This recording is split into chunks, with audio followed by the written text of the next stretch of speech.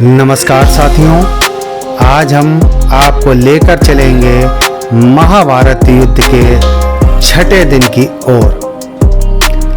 अब तक 5 दिनों तक दोनों सेनाएं भयानक युद्ध कर चुकी थीं। अनगिनत वीर मारे जा चुके थे, लेकिन छठे दिन कुरुक्षेत्र का मैदान और भी भयानक और भी खून से लथपथ होने वाला था।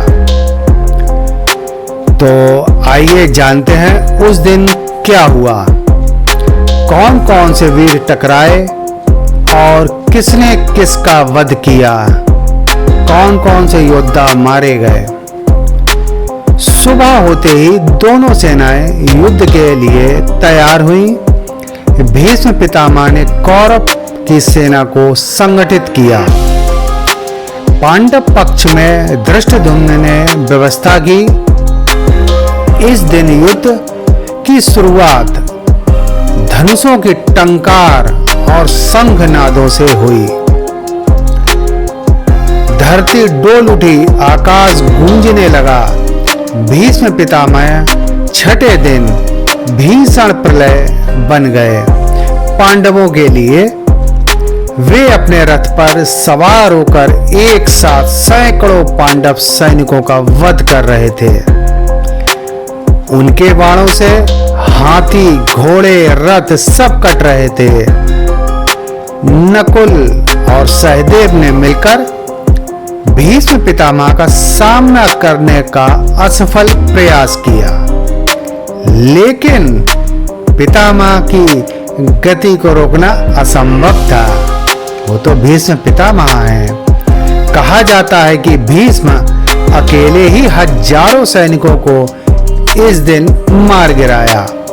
छठे दिन पांडवों की ओर से अभिमन्यु मैदान में उतर चुके थे।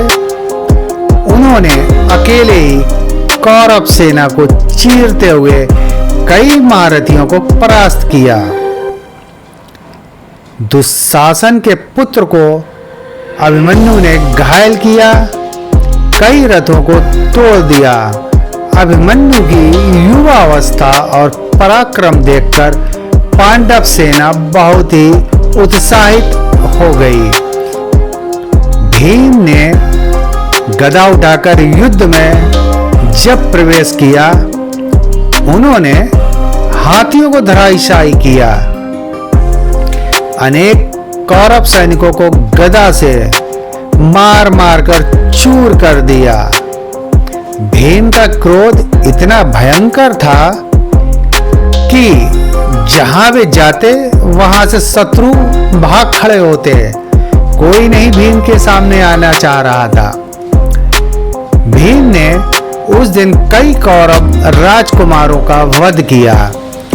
सबसे रोमांचक क्षण तब आया जब अर्जुन और भीष्म आमने सामने आए। अर्जुन के सारथी स्वयं भगवान श्री कृष्ण थे। अर्जुन ने भीष्म पर बाणों की वर्षा कर दी और भीष्म ने भी उसी गति से इसका प्रत्युत्तर दिया।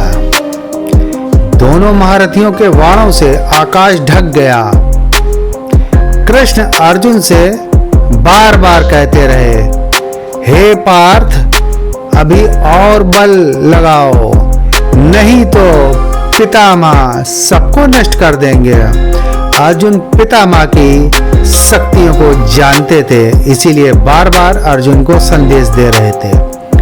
अर्जुन ने अपने दिव्य अस्त्रों से भीष्म के रथ को हिला दिया। भीष्म भी प्रसन्न होकर बोले, अर्जुन, यही है वह युद्ध जिसकी मुझे प्रतीक्षा थी।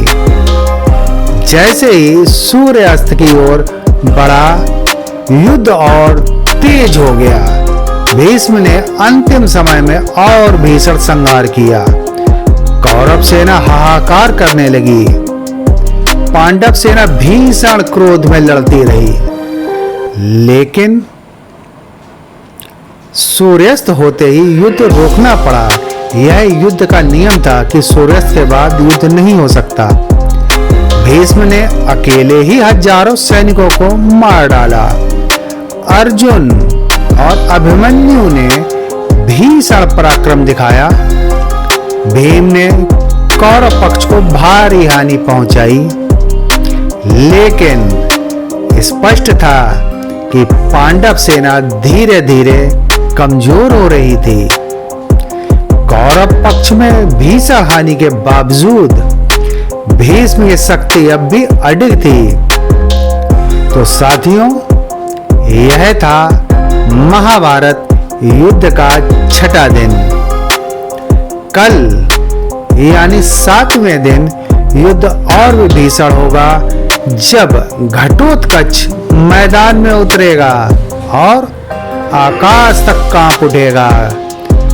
घटोत्कच वही जिसको हम लोग श्याम बाबा कहते हैं, हारे का सहारा बाबा श्याम हमारा। अगर आपको मेरा ये वीडियो पसंद आए तो इसको लाइक करिएगा, सब्सक्राइब करिएगा। The hidden thread Sharad.